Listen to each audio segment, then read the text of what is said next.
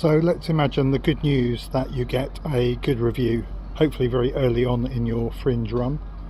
and most of the review websites and publications still do star ratings, and the advantage of that is that star ratings are really clear. And what's happened at the Edinburgh Fringe over the years, I'm going to say not like the early days. It was 1999 I came to the Fringe, and in those days up onto posters went 3-star reviews, not just 4 and 5. But now anything less than a 4-star review doesn't seem to get posted. But what people might do is put a quote, a pull quote as they're called, from a review that's less than 4 stars, and of course they'll do that with 4 and 5-star reviews as well. But let's take, say for you, the good news, you've got a 4-star or a 5-star review. They go up on posters, and the obvious little bit of advice is to make sure those stars are large, and if you get more than one, obviously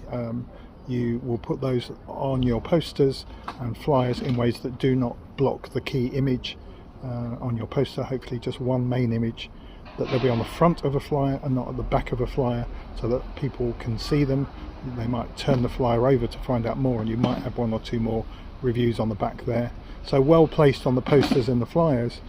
but really important, that's the reason I made this little video, is stars on their own don't really help anymore, because everybody ends up with 4 or 5 stars from somebody. And actually within the first week I see whole, particularly with stand-up comedy, whole walls full of posters where everybody has got 5 stars from somebody.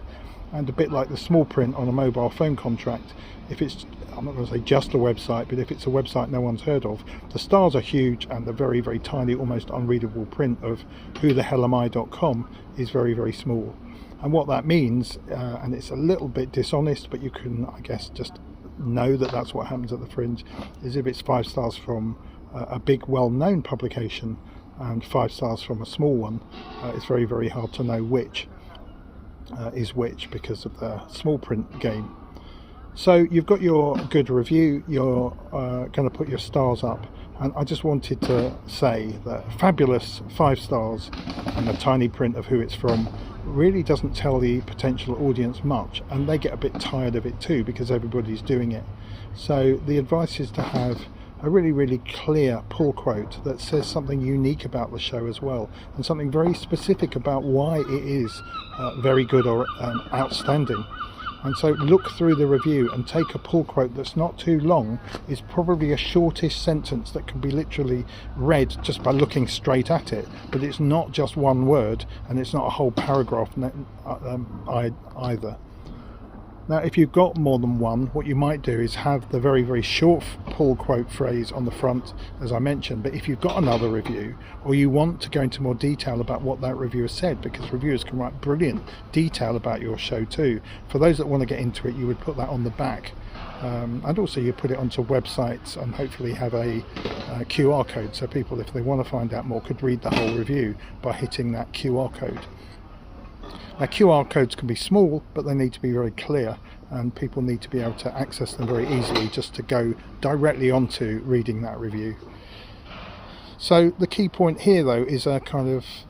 a bit of very strong advice not just to put stars all over your posters, because stars deflate very quickly, and because of star inflation, where everybody ends up just getting 5 stars from somebody, they can mean almost nothing if everybody is doing it. Fringe Review just is a bit different. We don't do star ratings, we have banners like excellent or must see, and very specifically I noticed last year more and more people were being more prominent with our reviews, but putting a well chosen quote and the banner of must see, which tells a little bit more information. So this is just an invitation, maybe I'm begging you to really think about your show, really think about getting a good review, which is great news, and really thinking about how to harvest that review onto your posters in ways that really draw out the detail without being too wordy, in ways that really make your show stand out through that review. And just stars on their own are not going to be enough anymore.